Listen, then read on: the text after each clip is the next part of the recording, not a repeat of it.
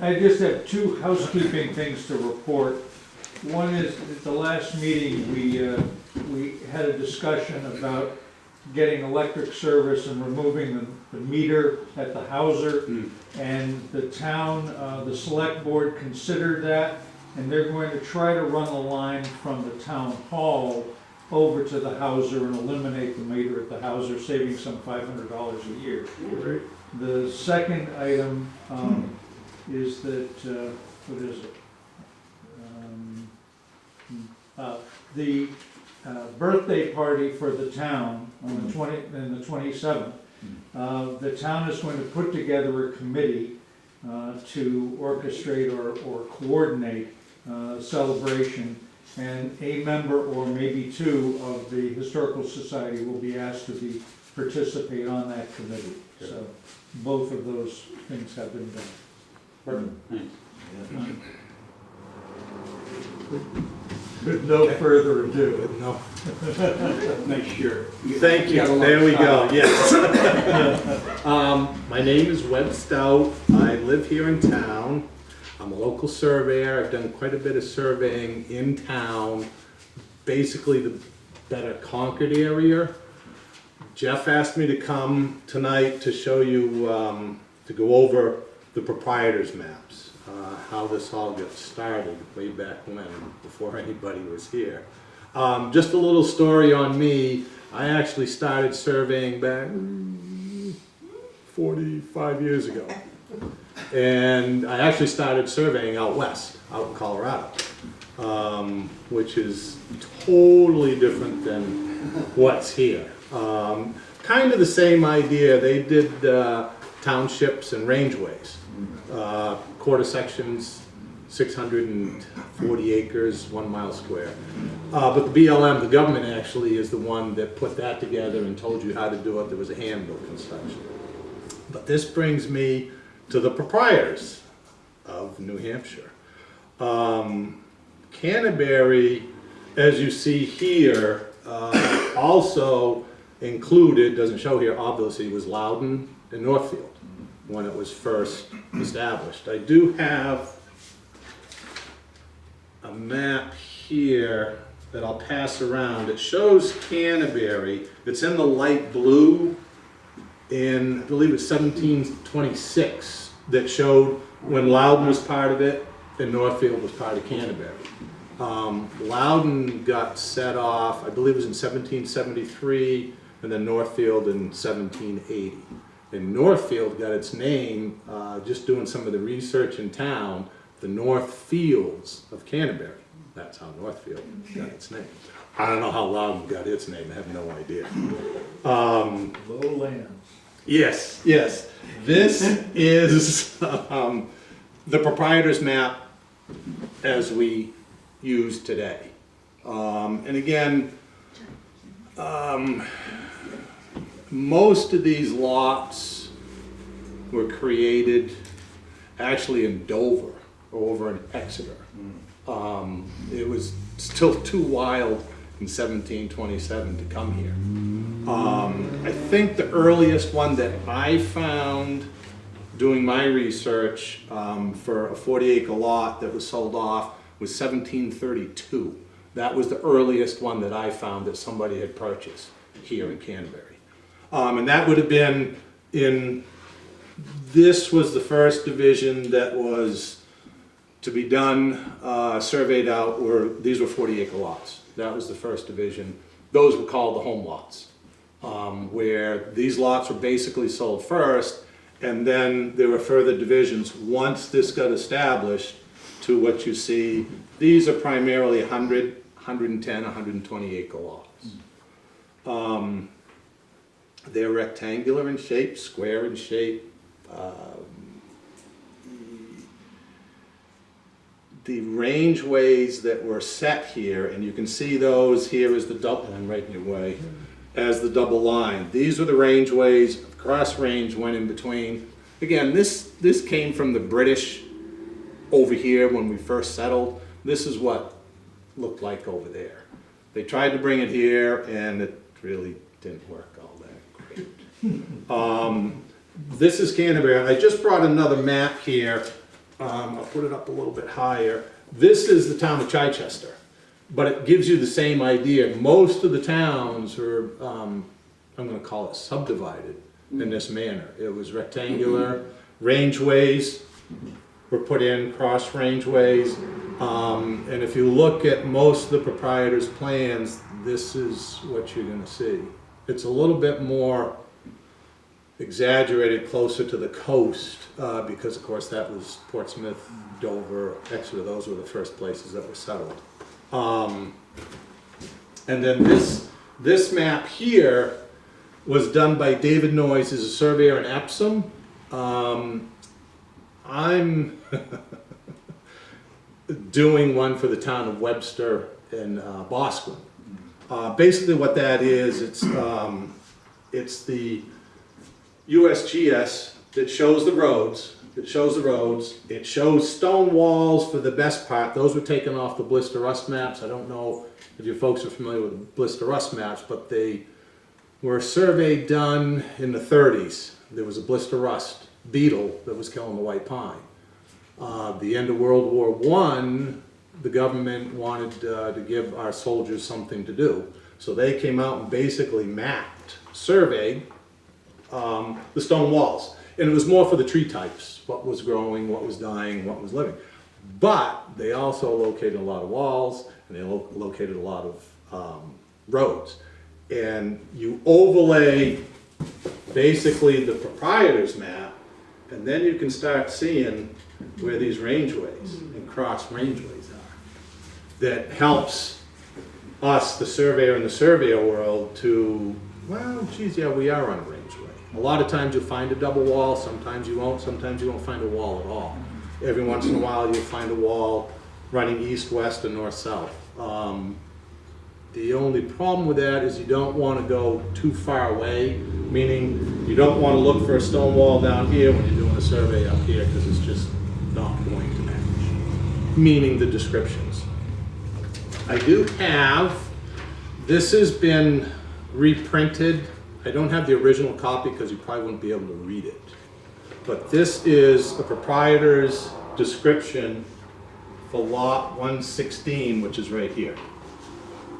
And basically it starts lot 16, lot number 116 is laid out to the original right of William Leathers, beginning at the southeast corner of the lot number 116 at a beach, number 116.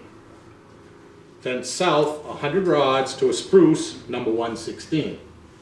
Reserving a 4-rod highway across the west end of said lot, this lot lies lengthways west 160 rods. So it's calling for this rangeway right here. The rangeways, I don't think the courts want to tackle that. They are roads. The deeds either accept or go to the edge. Who owns them? Well, I'm not taking a stab at it. My opinion is the town. The town still owns these rangeways. They were never discontinued. Lots were sold to either side or reserved a rangeway or a cross range, one or the other. So they're still there. There's a term, abandon a road, and it reverts back to the abutting owners. Is there some story about that? That's when a road does get discontinued. These were never, I shouldn't say, maybe portions of them were discontinued by the town. So yes, in that respect, yes, the owners on both sides does go to the center. If you own on both sides of the road, you actually own the road bed. The road bed goes with you. Yep, yep. From that reading, you can tell that they call for trees. Well, the trees don't last almost 300 years. I haven't found many examples of an original stone where they would actually mark a stone and put the number on of the lot. Those just don't exist. What I did find, in fact, this is a job that I did for that gentleman back there, was up. It's this stone right here. It's It's a ring of stone, is actually what it is. And if you don't really, I shouldn't say know what you're looking for. It's a ring of stone. It's probably this big, and there's a stone stuck up in the middle. There's no inscriptions on it like a town line bound, but you locate it, and lo and behold, right on the range line. And this work, again, I work to the 16th of an inch, and to come out and find some of this stuff that was done, you know, almost 300 years ago, it's pretty amazing. It really is amazing. And I just brought this. This is not probably one that they did use, but it would be close. This is a compass. I just have the needle stuck so it holds it so it won't move around. But this is what they would use to run the lines. Bearings are more accurate than a distance, like the 106 rods. The reason being is they could run a straight line. They try and measure that distance with a 66-foot Gunther chain. Yeah, it doesn't come out that good. But again, I can't, for what they did, what they had, it was incredible what they did. And this actually fits on the bottom, and they would call it a Jacob staff. There was just a stick that they stuck in the ground. Not like the tripods that you see today and stuff. And that's basically how they would run the lines. They were called upon to survey, and again, these 40-acre lots were the first ones to be surveyed, and then they went out beyond that. Well, how were the divisions established? Division 1, Division 2? There were 4 divisions done. I don't have them highlighted. And obviously there's gores and gaps when this layout comes, and you can kind of see them here and here. Excuse me, they wouldn't fit.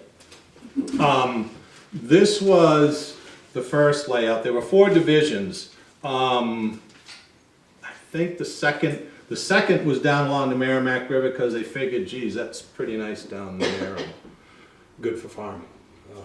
We've all been around Canterbury, I don't even know how rocky it is. And the further out you got, those when the 3rd and 4th divisions were done.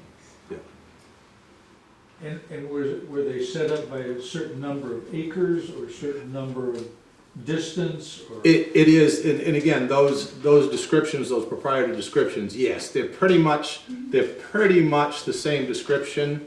When you go along, they're 100 and I think it was 106 rods by 100 rods. That's pretty much the distances that they were, or the areas that they would do. And were some of the lots set aside for religious use, Yes. for school use, for? Yes, they were. And you, I don't know if there's one on here.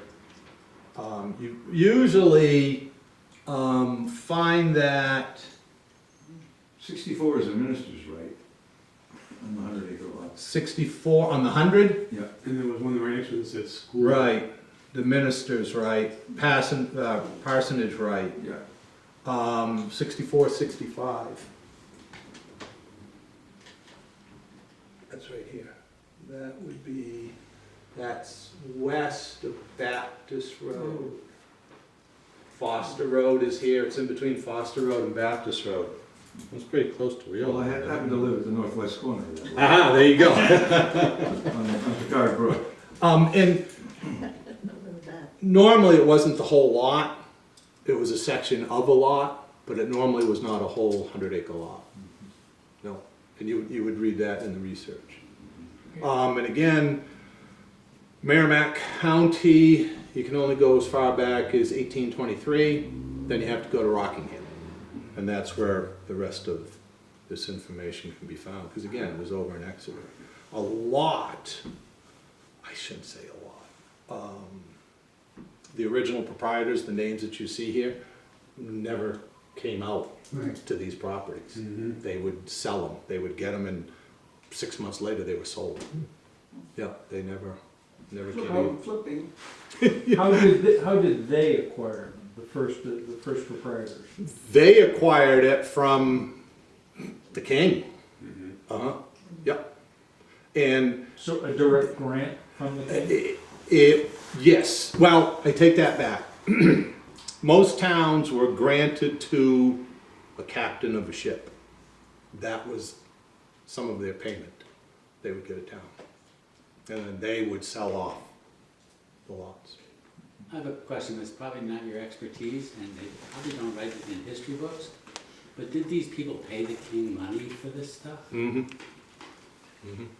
Plus, they think so. supported him, right? They Yeah, were, they did. They, I did a little bit of reading on the history. They would pay the taxes. They wouldn't actually pay right off for, say, the home lot or the 40-acre lot. They wanted people to get out there. That's what they wanted. They wanted the development out here, the development, the growth of the town. So they would, in lieu of payment, you paid taxes, and I think you had like 3 years to do certain things with your property. But it was pretty wild out here. They had a lot of Indians.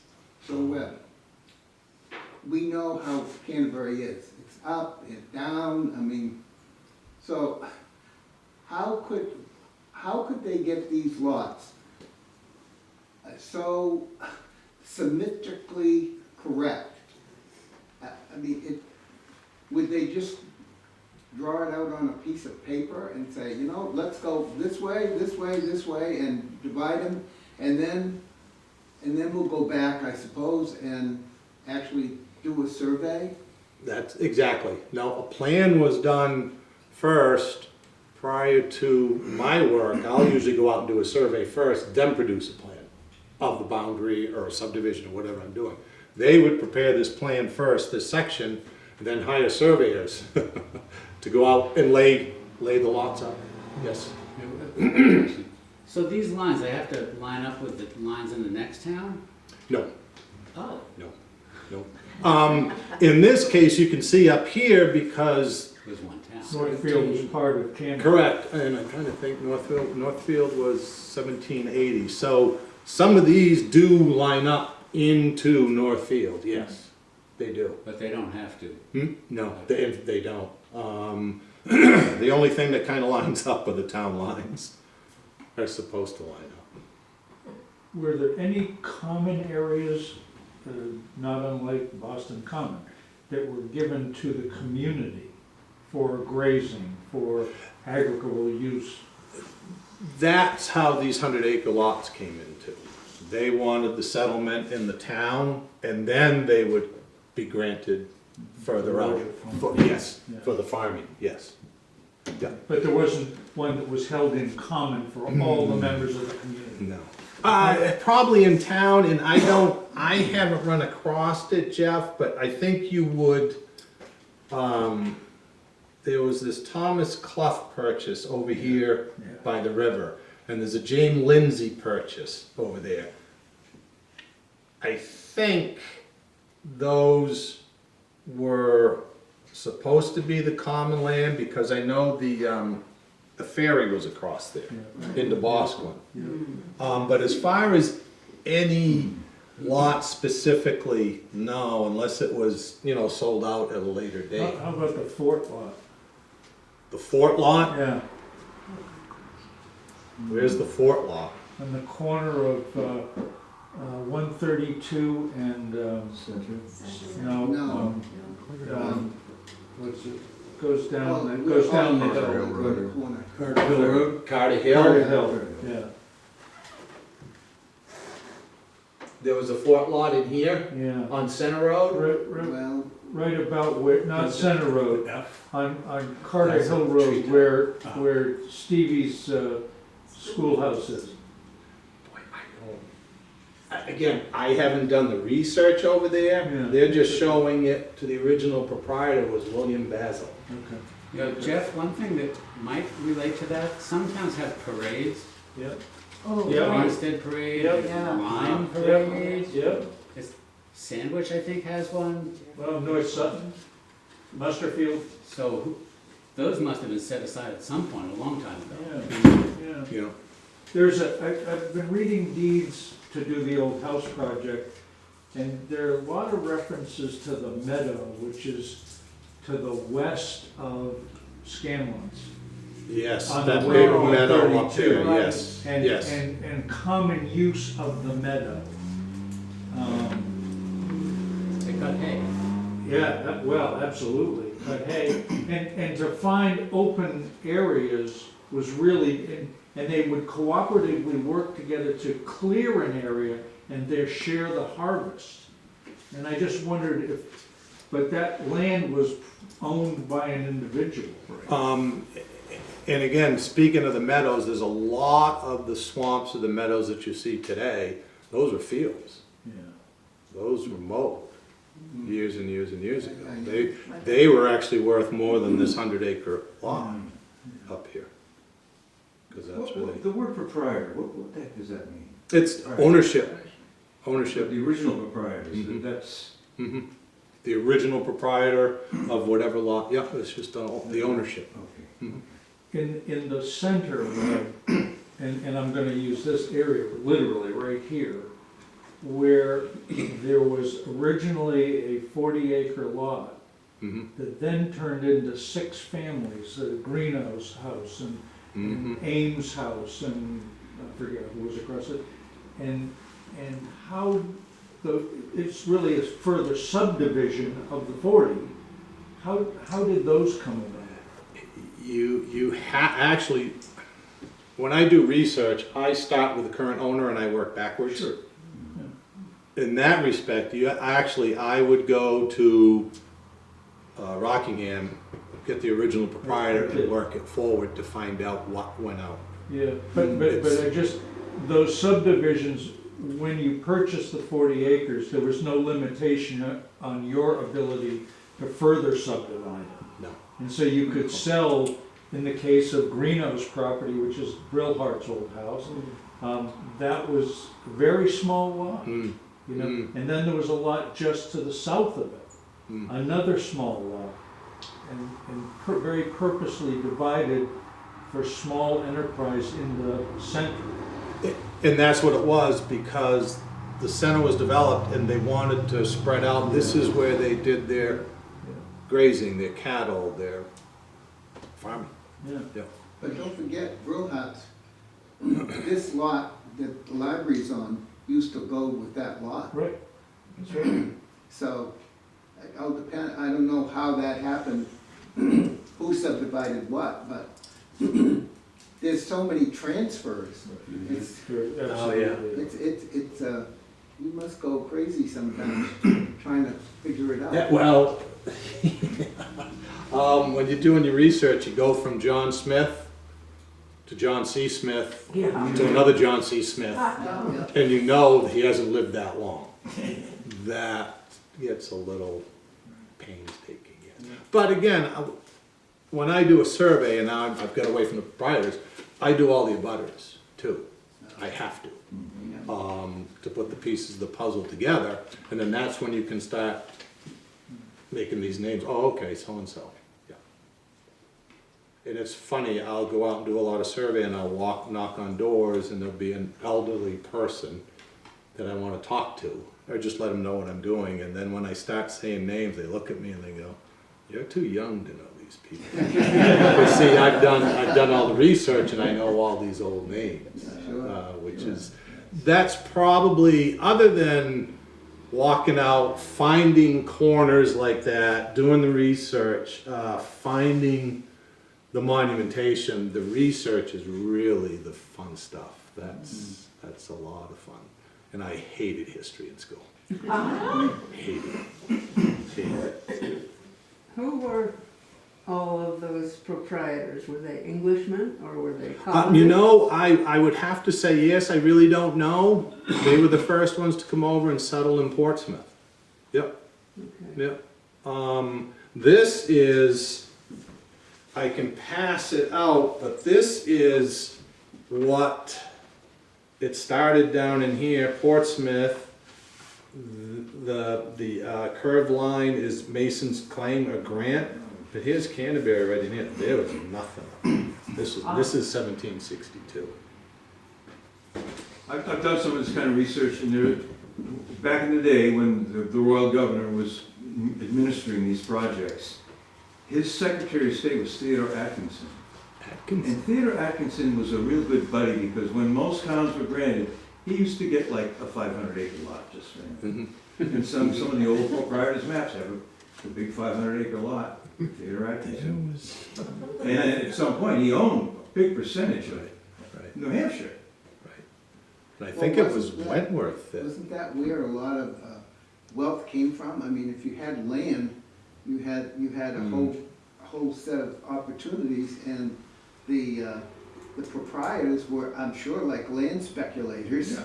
And, you know, flipping here, flipping there, you know, who you knew, you know, how could I get this or that? And there were consortiums of investors who banded together, Yeah. just like with the privateers, who would in turn, when they were starting to divide up parcels, they would buy a block of them, Sure. and then they'd start selling them off, and they were the original land speculators. Yeah. I've been saying now, for about 35 years, I've been saying that we don't live off the land anymore like these gentlemen when they first came. We just live on the land now. We really do. We really don't live off the land anymore. No. Only very few. It's getting cut up. I have a little stone in the stone wall in front of my house. There is a little stone. It's about Is there? so big. Yeah. And it says a number, I think it's 110, chipped out of it. What is that about? That would be the corner lot, Wow. 110. But it's in the middle of the wall. And it very well could have been where that was the corner. 110? I think that's it. I'm not sure if I remember. Do you live in town? Where do you live? I live on Shaker Road, Shaker Road. halfway between the Shaker Village and Hill's Corner. Yes, Shaker Road, 110. There's 110 right here. Right there. Yeah. And, oh, so you're just a little north of Wyven Road? I know, Yeah. I did, yes. In fact, I did see that, and I did take a picture of it. Oh, so you've seen my I've little stone? by the I'm trying to cemetery. keep it. Is that the one? It's a little bit south of the Ham Cemetery. Right. And I think it has, Touch your neighbor? it's right. Yeah. Yeah. Yeah, but it- Yeah. is this Wyven Road? That's, this is Great. So I'm farther south than that. Oh, so you're probably down in here. Yeah. Yes, you're down in here, you're down in the gully.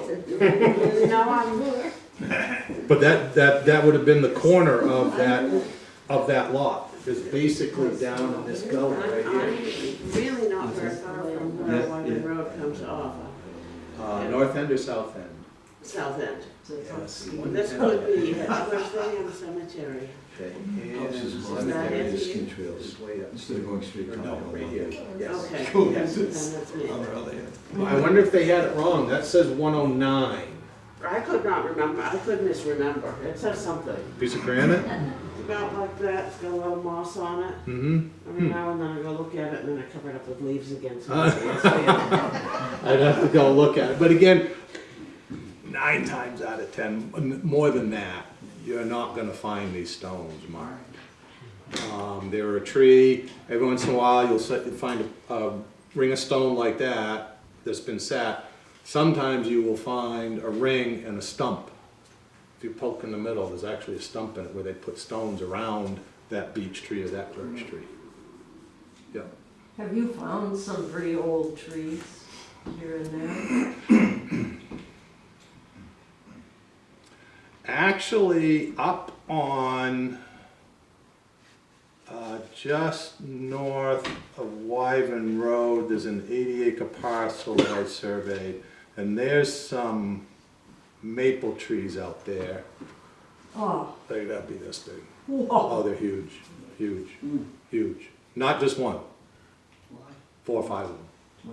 How far north of Wyven? Right where the north end of Wyven comes in, that lot there, and the other interesting thing, I'm gonna get off of this now, is the Lyford Ponds. That's, the Shakers drew water from there, tried to. And in this same lot that I surveyed, there's a canal, it's hand-built, by the Shakers. Right, And just winding, Yeah. yeah. following a contour. And when I say a ditch, in some places it's this deep. And and it was just on this one parcel, and I know it comes further down into Shaker. In 1801, the Shakers reserved the right to draw water from this lot, plus the ditch, where from the Lyford Ponds down to the Shakers. And some of these archways they built to cross that ditch they made, just beautiful work, just unbelievable. Really, really neat work. I've seen piles and piles and piles of stones. There's a place that Mark Stevens has taken people out there the length of the ditch. Yeah. And there's a place where it's on the side of the hill, Mhm. and they burned it up, Yes. and it's a sight to behold, the little gully on the side of the hill, so it won't run off down. That was all done by hand. Well, It's truly amazing. It really, yeah, it's pretty neat. But, any more questions? I mean, I try and use the proprietors when I do the research, do the stone walls, but a lot of people will not trace it back that far, but you have to. You have to.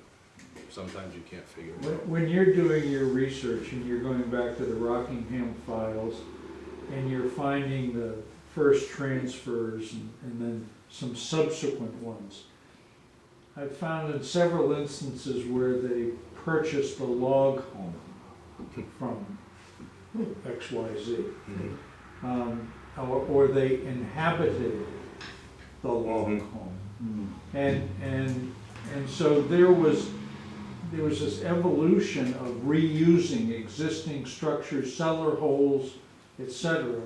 And then before and our house is a good case in point, because the house, according to Lyford, was 1811, I think it's a little bit earlier, but they moved to the site in 1796 from Raleigh, Massachusetts.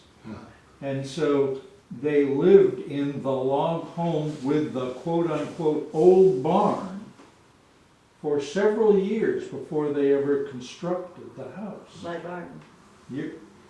Yeah, they got moved from my house to your house. And it's true, a lot of times you'll read in a deed, they'll actually save a room in a house for the original person to live the rest of their life. Life They would, estates. yes, yeah. Usually mom and dad got a room. Yes. Yeah, yeah. No, it's interesting. The research, like I say, the research is interesting, but it's funner walking out in the woods and retracing somebody's footsteps. That's what surveying is. Well, a question about stone walls. Were the stone walls purposely laid out to conform with proprietor lots? You can find them, and if you look on that more closely, you can actually see the stone walls. Yes, they started that way, let's Yeah. put it that way, and then they hit ledge or a swamp, and we'll go off this way.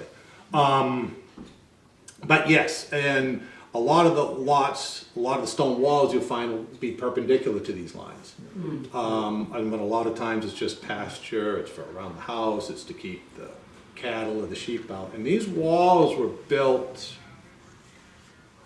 1790 to about 1830, and people thought they were for cows. No, it was for sheep. Sheep was the big thing. And almost 300 years, you might see this much of a stone wall.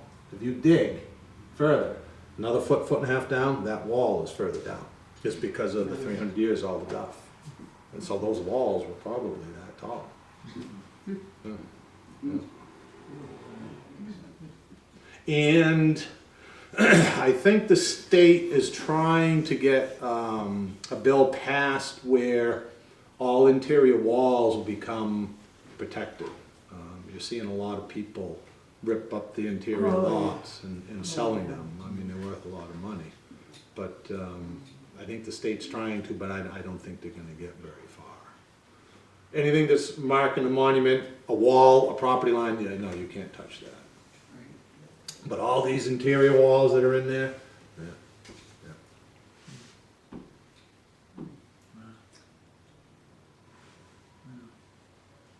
There are a lot of walls that have nothing to do with the boundary.